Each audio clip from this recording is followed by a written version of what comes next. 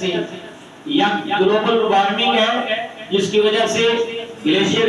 پگھل رہے ہیں، پانی نکل جاتا ہے، ہمارے پاس ایسے ڈیم نہیں ہیں، ایسے ذخائر نہیں ہے صاف پانی کو جمع کیا جائے، وہ بھی ضائع ہو گیا۔ اور اس کے علاوہ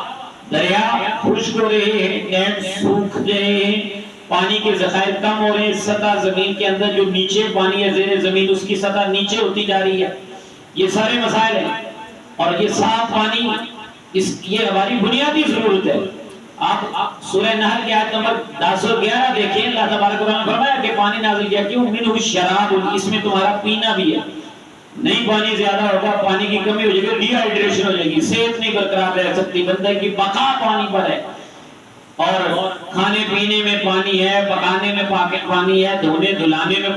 پانی ہے۔ ہم پیدا ہوتے ہیں تو ہمیں غسل دیا جاتا ہے پانی کے ساتھ، جب دنیا سے جاتے ہیں میت کو غسل دیا جاتا ہے پانی کے ساتھ، ہم وضو کرتے ہیں غسل کرتے ہیں پانی کے ساتھ، اور کھیتیاں اگتی ہیں تو پانی کے ساتھ۔ تو فرمایا کہ اس میں تمہارا پینا بھی ہے، تمہارے جو جانور چلتے ہیں، جتنا غلہ اگتا ہے، غلہ سبزیاں میوے، ابھی یوم لکم بہ الزرع والزیتون والنخیل والعناب ومن کل الثمرات، ہمارے غلے سبزیاں میوے زندگی کی ہر چیز، اسی طرح صنعتیں، یہ سب پانی پر چلتی ہیں۔ تو پانی کی کمی اگر ہو جائے، صاف پانی خاص کر، ہمیں چاہیے کہ ہم کیا کریں کہ اس پانی کی حفاظت کریں، اس کو گدرا ہونے سے بچائیں، فیکٹریوں والے اپنی آلودگی اس میں نہ پہن کے، ہم خود بھی نہ صاف پانی کو خراب کریں،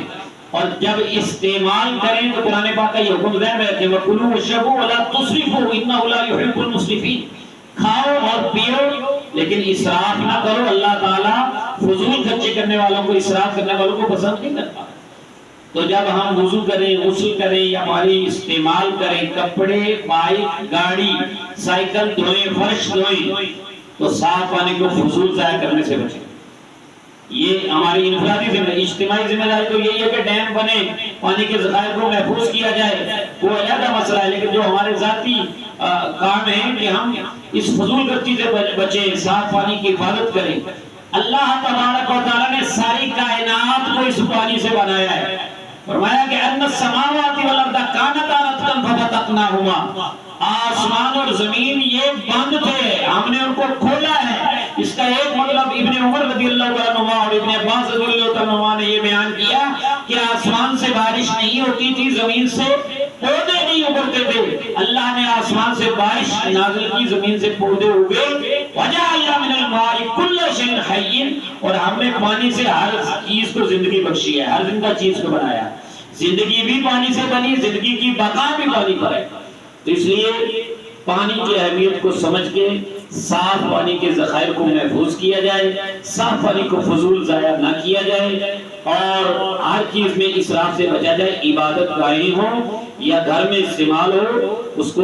جو پانی کی حفاظت کرنا یہ ہماری ذمہ داری ہے۔ ہم اللہ تعالیٰ سے یہ دعا کرتے ہیں کہ اللہ تعالیٰ ہمیں ہر بحران سے نجات عطا فرمائے۔